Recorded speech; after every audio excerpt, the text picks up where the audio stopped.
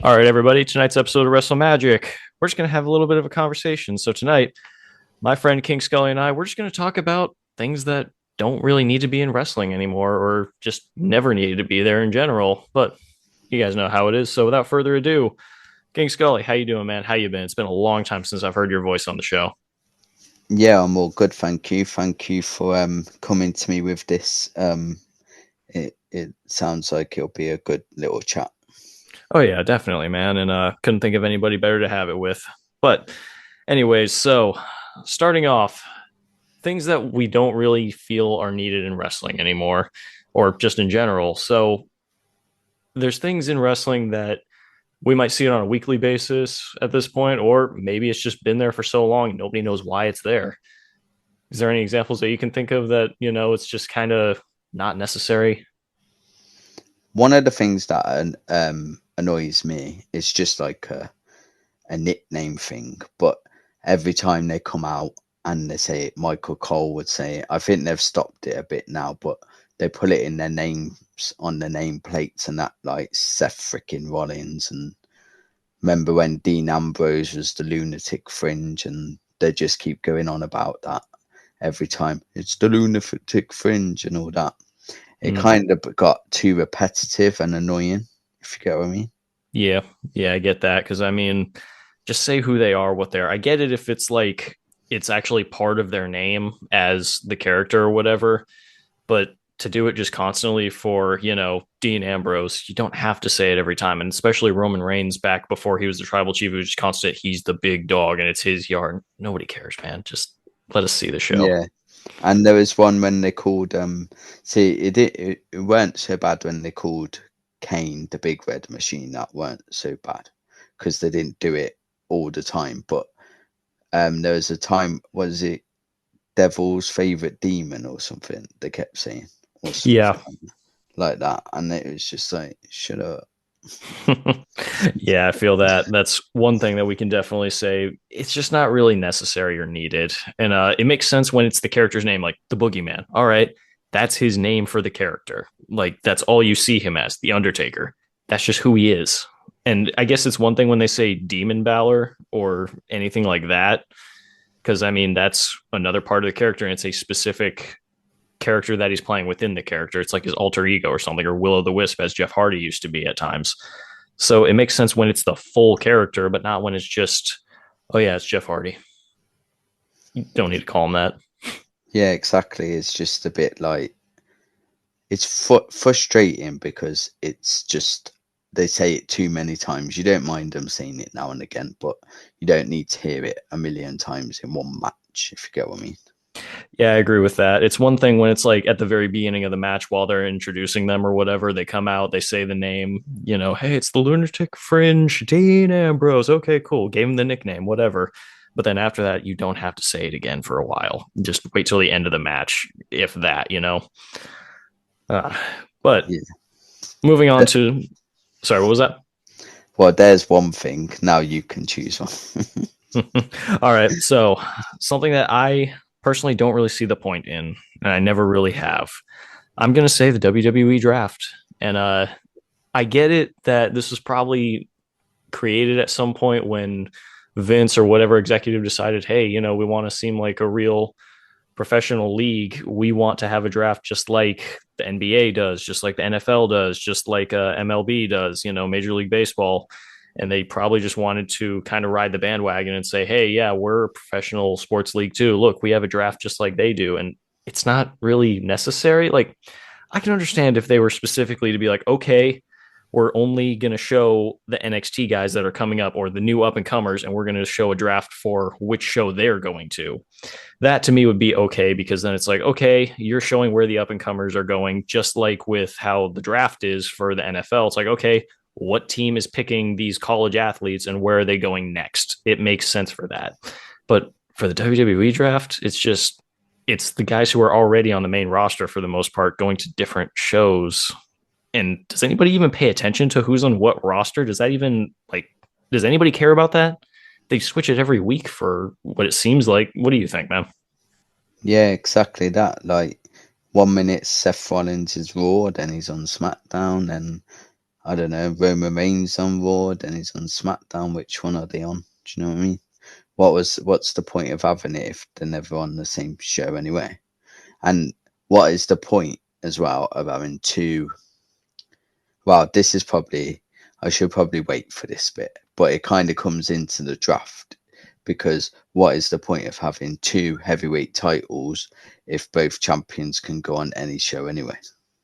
I agree with that. And I was going to say the one thing that I feel like does stay uh continuous no matter what is they do kind of keep the titles separated. Like I believe that the US title stays on Raw, if I remember correctly. And I believe the Intercontinental title stays on SmackDown. I might have those switch, but you know what I mean. Like they stay to those shows. The champions can go wherever they want, but it seems like those titles will stick to those shows, and that's their mid card title. And I get it, but is it really that big of a deal? And does anybody really pay that much attention to the roster to be like, oh wow, Kofi Kingston made the jump again? Does anybody really care? And why would anybody care? It's one brand that has two different shows. The rosters aren't all that. It's not really something that needs to be separated. It's a TV show. It's not anything insane to me. What do you think, man? Did you just drop something? Yeah, I did, unfortunately. Sorry about that. That's all right. So yeah, like I guess the reason I might do it as well is so they could get the exposure of certain superstars in matches on each show. So like if they're going to be on SmackDown, which so LA Knight, for example, he's currently on SmackDown. He's the US champion. He's always fighting on SmackDown. You don't see him on Raw. So all his matches are going to be on SmackDown, which means he gets seen on the show. Where if he was on both, you might not see him as much, if that makes sense. Yeah, I kind of see what you mean. It might be because do you think the roster's quite big, would you say? Oh yeah, definitely for WWE right now. It's definitely a larger roster than, well, considering they also have three different shows, including NXT being their developmental. Yeah, I'd say it's definitely a larger roster right now. Yeah, it's quite big one, isn't it? And then you got all like the legends and that who come in now and again in the background. So I guess you can kind of see why they have it, but when they don't actually stick to their own rules, it's a bit pointless. Exactly. What is the point of having these rules if it's just not going to stick? I mean, there's no point in it at all. But all right, I digress. Anything else on it, bud? Not on the draft, no. Okay, what's next for you, bud? The next thing, I guess this is more to do with the most recent, and that is the theme songs. Okay. So what annoys me, and I think what is the point, is how many times does someone have to change their theme song? Like I think Damien Priest has had about 20 different versions of the same tune. So surely they should test it before they release it, and then you stick with that one for so long. But I'm sure since he left the Judgment Day, he's had like a few different versions of it. Like they've tweaked it, and I think even The Rock, they've tweaked his a few times, and they've like recently, I mean, not like over the years, which is fine, but recently he'd have one theme. The Rock would have Summit on SummerSlam, and then the next time you see him, it's a bit different. And it's like, how many times do they have to change the version of it? Like, what is the point? Yeah, I guess I could see that. And I think the only way that I could justify it for The Rock is maybe because he has kind of gone through a heel turn since the first time he came back a couple of years ago and getting involved with the bloodline and everything. I feel like it changed sometime in there. I don't know. It is kind of interesting to see how often these guys have changed their songs recently.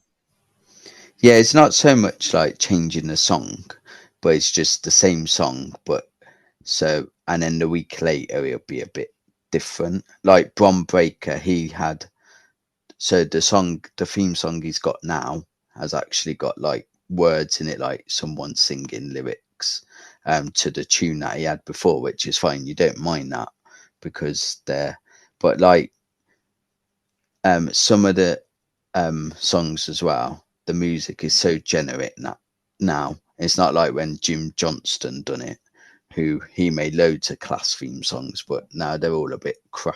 Do you know what I mean? Yeah, I hear you. And shout out to Jim Johnston. He made some really great theme songs back in the day that were just iconic. When I hear Glass Shatter nowadays, I immediately think Stone Cold. When I hear a bell toll, Undertaker. And it's insane how well that he just put these things together. He really was an artist at his craft. And yeah, I've heard apparently recently that he has reached out and basically told AEW, hey, he'd be fine with coming in and making some stuff, and also has opened up the door for WWE. Like, hey, I can make some more stuff if you guys want, which all for it if they're going to allow it. I would love to have Jim Johnston's old themes coming through and his old magic coming back. Yeah, definitely. Like he actually took time to look at the character and write like a song that would suit him and that would stick with him. So it's Mm-hmm. okay, like with Shawn Michaels, say. So he probably had 3 or 4 versions of his Sexy Boy theme. I know, like Sensational Sherry sang it at one point and all that, which is fine because it's the same song. It's just changed over, like when Sensational Sherry she left, like they split up, so she's not gonna sing the theme song anymore. If you get what I mean. Yeah, and that's fair. And like you brought up with some of these stars and not keeping the same song or at least a similar one. Do you remember when Big Show turned heel and then they made his a little bit more sinister and slower? Yeah, yeah, I do remember that. Yeah. Yeah, I saw something about that the other day, and that did just come to mind. Like, it's the same song. They kept it relatively the same, but they changed it for a reason at that point. It was like, hey, they don't want it to be as upbeat. It's now he's a heel. It has to be a little bit more menacing. It needs to be, yeah, menacing and aggressive. That's the way that I would put it. But other than that, yeah, man, I kind of think back to Kane and Undertaker because like their themes, besides when Undertaker is the American badass, which totally fair, it's a different character at that point. At least that's how it feels to me. But it feels like theirs lasted for like 20 something years, especially Kane's, because he was always just the demon. It was always that organ sound and seeing fire everywhere. That's Kane's thing. And it worked for him. To be fair, his version, the version he's got with the is it Slow Chemical? Yeah. Um, that's an amazing theme song. Oh, yeah. I hear you, man. I really enjoy it too. Yeah, yeah. So like there's certain theme songs that like this is where I'm trying to get at with this is there's certain theme songs from years ago like that one or Seamus's old one. There's loads of theme song, even Drew McIntyre's old one, the one that's a brilliant one as well, like the old one. Oh, But the like one by Shaman's Harvest. I know what you're talking about. yeah, Yeah. yeah, that one, and they're a really good band as well. Um, but yeah, all those good ones that they stick in your head and you could just play them because you like them, or like Randy Orton's voices or whatever because they're decent tunes, or even all of Triple H's songs have been good as even especially the ones by Motorhead or whatever. But like nowadays, I just think they're all a bit generic. I think Death Rebel do them now or whatever they're called, but it's just not nothing really sticks out really. They're all a bit like Cody Rhodes song, for example. It was nothing to do with them, was it? He had that in AEW, didn't he? I believe he did. It's been a while since I've watched any of the AEW footage, but I think it was the same. Yeah, I'm pretty sure it was. Because the band who sing that song are the ones that used to do like Dolph Ziggler's song, and I think they did like the Miz's song and stuff like that. I could see that. And I mean, thinking back on it, there's so many iconic ones from the past. And going into the future, I'm a little nervous to see because, like you're talking about, it is pretty generic now. And it is a little embarrassing because, something that I've realized is I don't like when the merch for wrestling and the stuff for wrestling just screams, this is specifically wrestling. Like, if it's a song that sounds good outside of a wrestling situation, like voices. Like I can probably go to the gym and start lifting to that, and I'm not going to have any problems. But if I'm listening to, I don't know, like Danhausen's theme song, if you ever Yeah, heard that one, I'm not yeah, going to be into that, man. It sounds weird. And he's not WWE necessarily. And, I want to say this is more of just wrestling in general, but yeah, generic themes really not a good thing to have. So yeah, I totally agree with that. And I think and CFO did okay at times, but yeah. yeah, you could even have like even instrumental music. Like, look how good Gangrel's theme song is, or Gold Dust's. His was pretty good as well. Like, even if it's just instrumental, it doesn't have to necessarily have singing or words in it. But like now, they just sound like someone's just can't be bothered and just put it together. Yeah, I agree with that. And somebody that I would also put in that category, Shinsuke Nakamura, his theme where it's kind of I believe it's called The Rising Sun by CFO, very nice sounding. And I can listen to that outside of just watching wrestling. And it's not bad, honestly. I really enjoyed the sound of it. It's calming at times, but then it gets intense and it's cool. Yeah, they've tweaked that one a few times, which is fine. Like, even as his current character, it's fine. Like, they're not necessarily unsuccessful with some of them, but majority aren't ones. Like, you got like Seth Rollins' theme song, which is just a sing along in it, and Yeah. then um, Jey Uso's theme song, which obviously the fans get up to that, and it suits his character, but it is annoying because he takes 20 minutes to get in the ring because everybody's yeeting, as they say. The yeeting thing, man. It's funny how much the gardener hates that, but it does make me laugh a little bit. I think there's some things in wrestling that are just for the fans. It's not really for the wrestlers at times because like when Orange Cassidy used to do like keep his hands in the pockets and just like kick at the shins, and the fans would go nuts over it. Some things are just for the fans to make them laugh, and they love it. So just give it to them once in a while. Yeah, definitely. But all right, so moving on, something else that I think we even talked about this at one point: contract signings for title matches. Why? It feels like it's such a filler moment. You know what I mean? It just doesn't feel authentic at all. It feels like, okay, we have a time slot here. We know there's a title match coming up. What can we do to fill the time slot that we have nothing planned for? Oh, why don't we throw in a contract signing? Do you really think any of that has ever been like taken serious? Does anybody actually care about it? Because whenever I've seen Elimination Chamber or anything like that where it actually includes a title, I've never seen, all right, everybody please sit down at this table. We're all going to sign over here. All right, everybody please initial by line six. Nobody's doing that. It's not serious. And I get it, it's wrestling. But to an extent, I want it to be somewhat realistic. If you're in this league already, shouldn't you just be already prepared to go in and fight for the title? Why do you have to sign a contract over it? And why don't they always do it? It seems like it's very situational where it's like, oh yeah, we just need a time slot filled. Let's throw in another one of these contract signings that isn't really necessary. We don't always do it. They don't keep it consistent, and that's what's annoying to me. What about you, man? What do you think? Yeah, I get.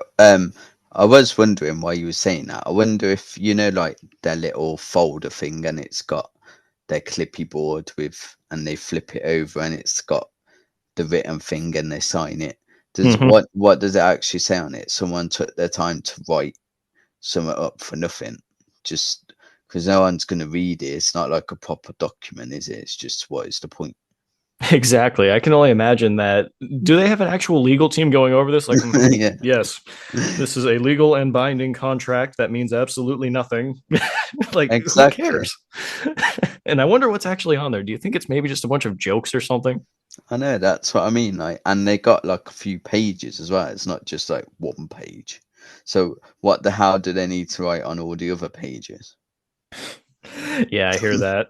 And Like terms and conditions of what? It's a wrestling match, man. It's scripted. Do you know what I mean?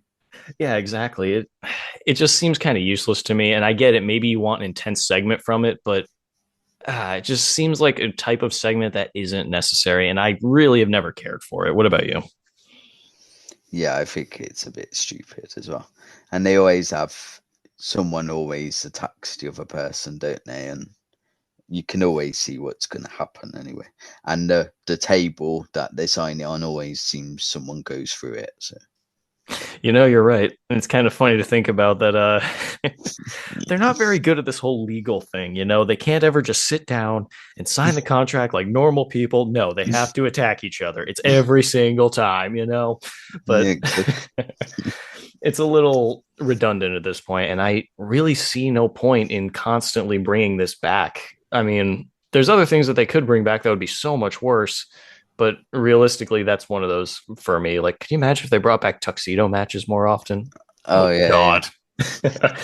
As well, when you say like with the contract signings, like, so I'm I'm facing Randy Orton next week, yeah, and Mhm. the winner faces um Cody Rhodes for the title, yeah, and I beat Randy Orton, I've won. Why do I have to sign a contract facing Cody Rhodes? I've already won. Exactly. Do you It know what I mean? it seems so strange. And do you think they have to sign anything for the Money in the Bank contract? Well, what's actually in the contract? Exactly. What's So, what's in your lunchbox? Some sandwiches? okay, Otis, but I see where you're going with that. But yeah, it's always weird to think about. Does the champion have to sign it as well? Did he sign it before the ladder match ever happened? And if the championship changes hands in between, does he have to go and sign the Money in the Bank contract as well for whoever is going to be able to challenge him at some point? Where does this go? Exactly. And why do they have to bring it out every time they have a match? I know it's to show that they're the money in the bank, but surely you'd want to keep it to yourself in the back so the champion forgets that you've got it. Yeah, I hear that too. I mean, I remember, I want to say The Miz had it for like a year and it was just constant. Okay, he's cashing in. Oh, no, he's not. Run back. And it was like, can we get past this? It was becoming so predictable every week. And yeah, I know if the Gardner was here, he'd be saying we can do without Money in the Bank matches and stuff like that. But, that's more his opinion than mine. I think it adds a little bit of chaos. What about you, man? Yeah, it definitely adds chaos. The match itself is pretty good though. Yeah, I agree with that. I enjoy it personally, and to each their own. And that's kind of what's nice about WrestleMagic and just wrestling in general is other people are going to have different opinions, and it's cool. There's no problem with that. Yeah, I just think like the match is normally full of like really good spots, and normally you have someone going through ladders or tables, and they're quite enjoyable to watch. But on the same thing is the briefcase a good thing? Why can't you just be a number one contender or whatever? Yeah, I could kind of see that, and it is a little bit annoying in some ways. Like it is kind of cutting the line, but to me, it just kind of means that whoever gets it, they are able to at any point add that little bit of chaos. And there's always that question of, are they cashing in tonight? You never know, and that's what's good about it for TV, but also it can be annoying in the sense of the competition that we are trying to see it as. Yeah, I gotta admit some of the cash-ins have been enjoyable there. Like Seth Rollins one. That Oh was yeah. quite a good one. But and Dolph Ziggler's one, the pop he got when he cashed in on Alberto Del Rio. But Yeah. And then I want to say, wasn't it the first one where Edge came out on Cena with it? And then you just hear Vince McMahon, this person is cashing in their Money in the Bank contract right now. And then you see him walking and Cena's like bleeding out of his face and everything. yeah.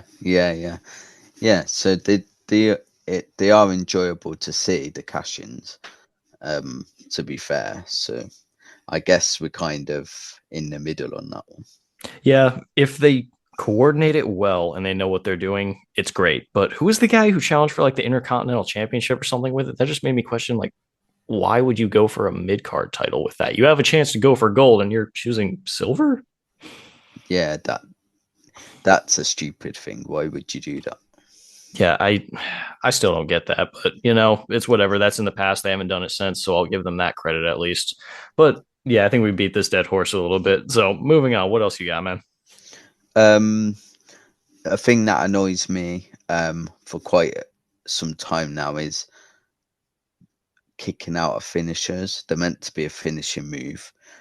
You don't mind it in a big, massive main event like at WrestleMania between The Rock and Stone Cold, and The Rock might have had two stunners before he actually lost, but and a load of other moves. But now it just seems like everyone just tries to go for their finisher 100 times in a match, like they ain't got any other moves. Yeah. Yeah, I hear that. Uh, that is a good one to bring up because, I actually was talking with my supervisor at work the other day about this, and he used to be a wrestling fan, but he's talked about like, yeah, it's just kind of become a little boring, and we're kind of reaching the point of, and he kept saying the death of the finisher, and I started thinking, you got a point. Everybody keeps kicking out of everything. It doesn't seem like it matters anymore when somebody hits their finisher on you. Now, I will admit when I believe it was Edge versus Randy Orton, when Randy Orton at the very end of that match, it was a couple years ago because it was during COVID, but when all of a sudden he brings back the punt, that made it seem like a good reason to be kicking out constantly because it's like, okay, yeah, the RKO is just not doing it. He's bringing back that old move, and it was such a nice callback. Yeah, yeah. On that note, I agree with that, but it's just a bit like annoying, like how many times do you have to kick out? Like I know there's been some matches recently where someone's had to do like 3 finishes to win or 4 finishes. Like how many do you need to do? Yeah, and doesn't Cody Rhodes usually hit 3 crossroads before he actually pins anybody? Yeah, like I think like sometimes he'll do one, they'll kick out, and then because a bit later he'll probably do like a double or a triple one or something. I think that's how it kind of went with like maybe Roman Reigns and all that. Maybe. But yeah, it's a little annoying just because, like, what is the point of the finisher at this point? And I think AEW had a bit of an issue with that, especially, God, it felt like everything was such a spot fest for a while. And sometimes it can be good. Indie shows have their place for that. But man, when you're trying to compete with the grandest stages of them all, and you want to put out that, and you diminish your own finishing moves, especially things like Canadian destroyers or Mexican destroyers, whatever you want to call it, it's the same move. As cool as it Yeah. looks, if So you want to is be it? kicking out So, of it, yeah, sorry. Is it just Canadian because the wrestler who did it's Canadian? I think originally it was the Canadian destroyer, but then seeing Penta do it, and lately WWE's been calling it the Mexican destroyer, I'm like, all right, it's just the destroyer at this point, whatever. But yeah, it's like it's such a cool move, but we don't need 10 of them in a match, and we don't need people no selling them and hitting each other with it. It's not necessary. And it just kind of diminishes what is the point of the move if you're going to use it that often? Yeah, and another finisher, the Sweet Chin Music, used to be a brilliant finisher, but now everyone does super kick as a normal move. Yeah. And Yeah, then I hear that. you got like in WWE, you got the Usos doing 200 super kicks. In AEW, you got the Young Bucks doing 200 super kicks. It's just like a bit repetitive. It's like, come on, and you got something else. Yeah, we could use some more originality when it comes to that sort of thing. And I liked the when the Young Bucks and Kenny Omega were doing the BTE trigger or V trigger, whatever they called it. I thought that was a cool move because it just seemed so vicious that 3 people line up in front of you, they all hit the knee on you at the same time. That seems hard and that seems painful. But the super kicks thing, it did get overplayed a lot. And I totally agree. Super kick mania is not what we need, man. No, definitely not. But yeah, uh, yeah, I'm really sad to see the death of the finisher if it does go this way. So something that actually was brought to my attention as well. Now, I asked this in a live chat with Perry Saturn. He was doing Ask Me Anything the other night, and it was really interesting to listen to him talk about some of his experiences and everything. And anybody who wants to support Perry and help him out, he's got there's some sort of a game or something like that that's going on that's called Woo. It's like World Wrestling Organization, something like that. I don't exactly remember the name of it off the top of my head, but it does give proceeds to him and help him out as well as other wrestlers. But point being, during the chat, he was answering just regular questions, but also promoting that game. And during it, I asked, hey, what is something that you think can leave wrestling at this point that just doesn't have a place for it? And he said, well, I would say gimmick matches without any buildup. If you're just going to throw it in just to throw it in, there's no reason for it. And it's kind of pointless. And he recalled a couple of times where that's happened to him when he was in WCW, as well as he also brought up pay-per-views always having gimmicks. It's not really necessary. You can just have a pay-per-view. Not WrestleMania doesn't have to be the only time that you have regular matches. And just because you have a War Games match for the men doesn't necessarily mean you need to have one for the women. Again, his words, but still, I do kind of agree to an extent. Like, let them have their own pay per view at that point, is what he brought up. Like, why not have a women's specific pay per view? What's wrong with that? What do you think, man? Yeah, I see that, but like, did they used to have pay per view called like Hell in a Cell or whatever and stuff like that? And it's just like, why would you have a name for pay per view when all the matches on it ain't going to be Hell in a Cell? You're only going to have one Hell in a Cell. So what's the point of naming a pay per view after it? I can see that. I mean, Elimination Chamber. I don't imagine that every match that night is going to be an Elimination Chamber match, but I could kind of see why it has its place, but not always. You know what I mean? I think that's what he was getting at. Yeah, yeah, yeah. I kind of get that. Like, you used to just have pay per views called like No Way Out, Mm-hmm. Over the Judgment, Edge, Over the Edge, yeah, Judgment Day. Um, Armageddon. there's there's loads of In Your House ones, weren't there? Yeah, there was for a while. It's interesting seeing the history on that. And if anybody wants to read up on it, the Titan Sinking, Titan Shattered, Titan Screwed series, it can really help you learn a little bit of that history because it spells it out pretty clearly for anybody. But yeah, it's interesting just to see how many we used to have. I believe there was even like a Rock Bottom pay per view at one point that was like 1998 or something. Yeah, there was one of those. It also depends. Like, I get what he's saying. Like, with a gimmick match as well, there is sometimes it is a good thing to have one. Like when you had Seth Rollins versus CM Punk in a cage match because of their build up and their hatred towards each other on TV. So everyone and they're beating each other up every week, and they got to find some way to end the rivalry. So they have a cage match, which is fine. But there's other ones. How many times do you see a street fight? You kind of see it quite often, don't you? Yeah, definitely. Like, you don't need a street fight all the time, do you? No, you really don't. And I understand there's a certain level where they kind of do bring back the hardcore rules to I guess pay homage to ECW back in the day, but it's not always needed. I agree with that. Yeah, exactly. And if they wanted to do that, they should just bring back the hardcore title. I know, because the 24/7 title weren't really the same thing, was it? So It really wasn't. And a PG version of a hardcore thing is not a good idea. You basically would be taking you're just taking the fun out of it, you know? The whole point of it was, yes, it can be defended 24/7, but it's also a hardcore title. It's not meant to be just, oh yeah, if you can pin that guy while he's sleeping, you can have that belt. To me, it's a low card belt. Who wants that? Nobody was going to care about it. What is the point of having it? You know, who's going to brag about, oh, yeah, that guy's a 387 time 24/7 champion? It's a joke. Come on. yeah, Nobody cared about it. And that's something else I'm glad that we're rid of, you know? yeah, definitely.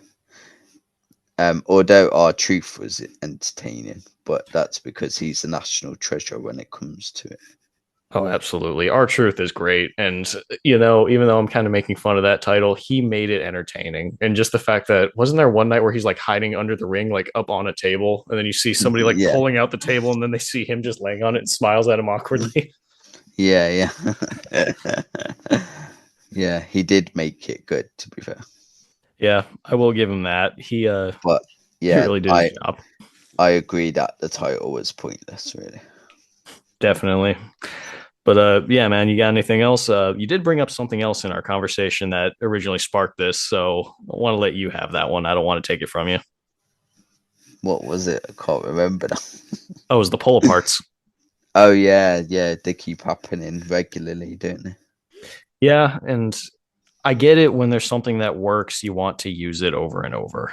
But the formula is getting old and it's becoming too repetitive to the point where it's like I don't care about seeing these cat fights every single time that I get on and watch Raw for once. Like I don't want to see the same thing over and over again. If I wanted to see that, I'd keep watching the same movie. Let's see something different next time, you know? Well, the problem is anyway, they don't even do their job. So maybe they'll hold them back, but they still like manage to get away and fight, carry on fighting. So it's the same thing over and over again. Like you can see what's happening. It's like a pair of kids fighting at school, and you got all the teachers trying to hold them back. You know, I might be the only one who does this, but do you ever look at some of these people that are holding them back and everything and try to figure out, are any of these going to be the next world champion at some point? Yeah, exactly. And I also look at him and think, what the hell's that guy gonna do? He didn't exactly have any muscle on him. Yeah, some of these guys are tiny, and it's like, okay, maybe he's going to be a high flyer or something. I don't really have a whole bio on some of these guys that we just see, but little do we know, at one point, Joe Hendry was one of those bodyguard types that we've seen on TV. We just didn't know it at the time. There's a there's a couple of wrestlers that used to be the Rosebuds, I believe. I want to say it was Elias and someone else. I can't remember who the other person was. But yeah, it's funny when you start looking at these extras that you think are on there, quote unquote extras, and then later on you see them on TV and you're like, hey, do I recognize this guy? Yeah, I think Braun Strowman was one of the Rosebuds as well. Yeah, I believe it was Braun. So yeah, it was Braun and Elias I know were in the Rosebuds. And They whatever had, happened to that guy? I don't know, but that was a terrible gimmick. Yeah, I agree. And that's another thing we don't need. Some gimmicks just need to go ahead and go off in the sunset. Like one gimmick that I've always thought about that we don't need anymore. We don't need the foreign heel gimmick. We don't need Russia versus America or anybody for that matter. And we don't need like how Rusev was portrayed against Cena for a while. It felt like I was watching a Cold War era wrestling tape or something. Yeah, I get what you mean. And the funny thing is, he ain't even Russian anyway. Exactly. They called him the Bulgarian Brute as well, which made me like, so why? Okay, I get they're somewhat close, but what? This doesn't make sense. This doesn't. and and then Lana's not Russian; she's American. So don't think. I'll make a little bit of a pass on certain things. Like they're going to play a character, it's cool, but like if you're going to portray them as another country entirely, but still give them like Russian ties, that doesn't make sense to me. I mean, I get that they're close, but nah, man, this just doesn't work for me. And yeah, I think we can do away with some of those heels and some of those type of characters. It just doesn't work anymore. We don't need the Iron Sheik and what's his name anymore. Ivan Koloff? Yeah. Yeah, and that tag team, the French ones, what were they called? La Resistance. Okay. Yeah, I think that they were another one who um didn't like Americans. Yeah, we just don't need that as a gimmick anymore. It served its purpose maybe back in the 80s, maybe even a little bit in the 90s, but nowadays it's just kind of come and gone. I especially understand it from before then because you had the whole memory of Nazis and stuff was still fresh, and you saw guys like Fritz von Erich coming out and acting that way, and at the time that makes sense, but nowadays that's kind of come and gone, looked down on, and nobody really wants to see it anymore. I get it. We don't need it anymore. Yeah, definitely. There is something I kind of miss as well with wrestling, What's up, man? and that is the old style count, like Earl Hebner slow count or whatever. Like they don't seem to do it very much anymore. It's very when the referee counts, it's very 1, 2, 3, 1, 2. Like who counts like that? That's fair. I can understand that, but I do appreciate that at least they are consistent a little bit more with the referees nowadays. Excuse me. But something that I remember growing up and watching was I remember seeing like you would see a heel holding the face in the corner or something, and then you'd see them going beyond whatever the count was that the referee was giving. And then eventually, depending on who the referee was, they'd either pull them apart or they'd just call for the disqualification. And I remember thinking, like, man, depending on who your referee is, you're getting screwed in these matches. You could be winning Yeah, by this disqualification, or you can be just getting pulled apart and then getting cheated against later. That's kind of messed up. So I do appreciate that they worked a little bit on the consistency of being a referee. yeah. I can see that. I just missed the I guess the drama of the old style count.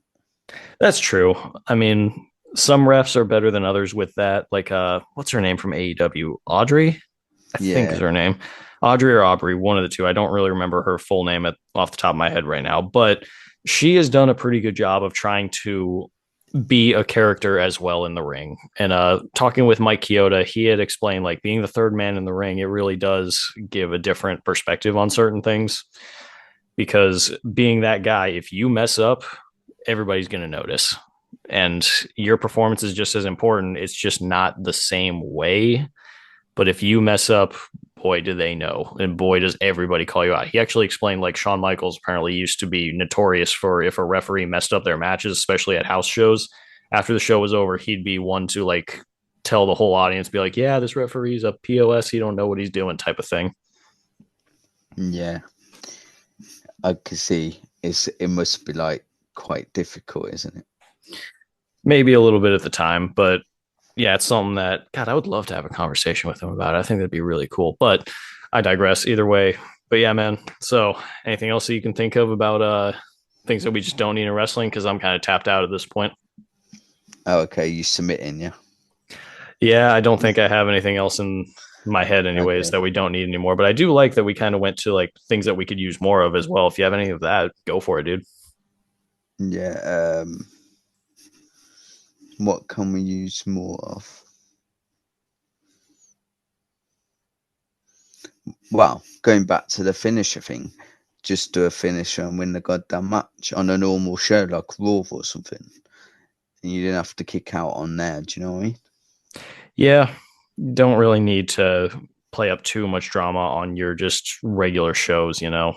I will say that what was I going to bring up? So, when it comes to these promos recently, did you hear about what happened with Charlotte and what's her name?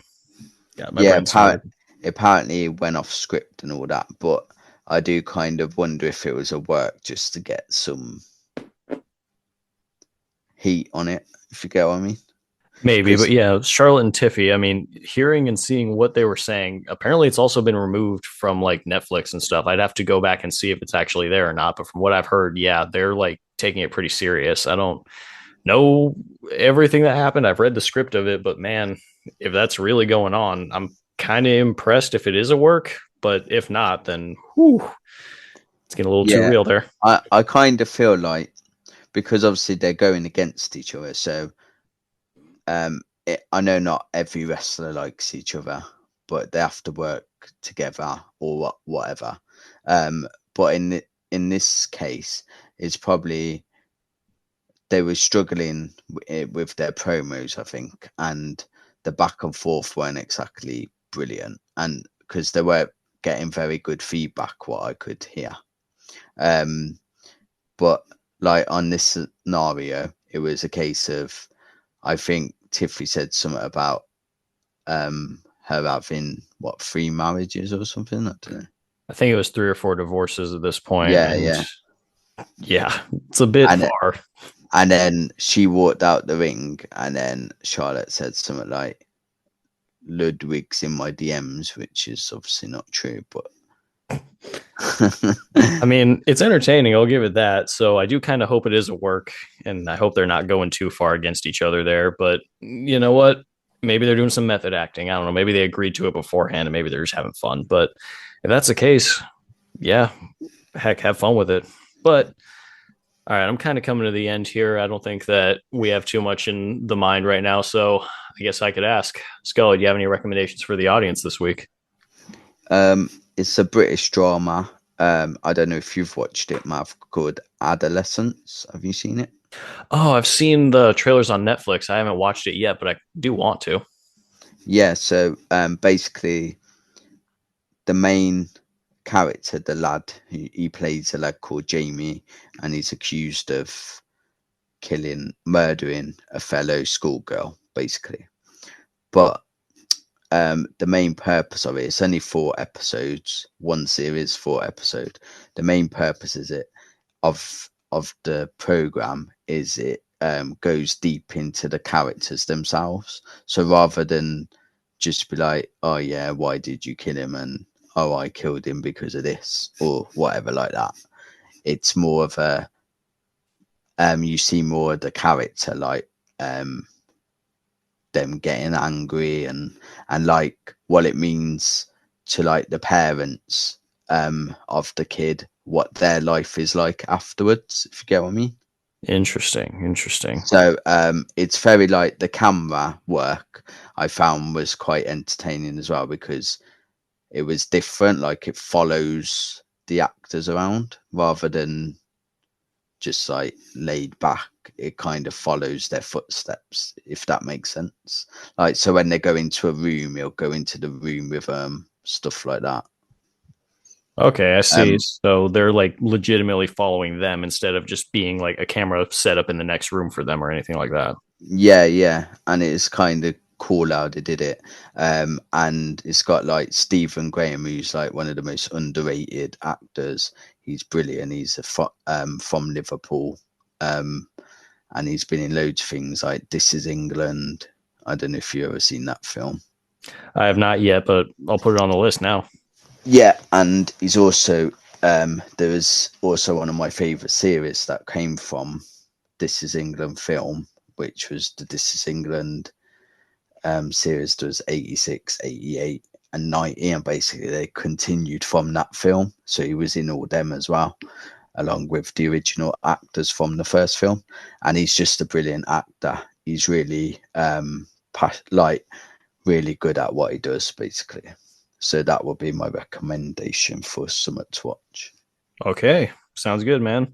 So my recommendation for this week, guys, this is an old movie, and I guess they're making a continuation of it soon, and I'm really excited for it. It's going to be starring Liam Neeson. So let's go back and watch the original. Let's watch the old Naked Gun movie, because as dumb as it is, that comedy that Leslie Nielsen put out, I love it.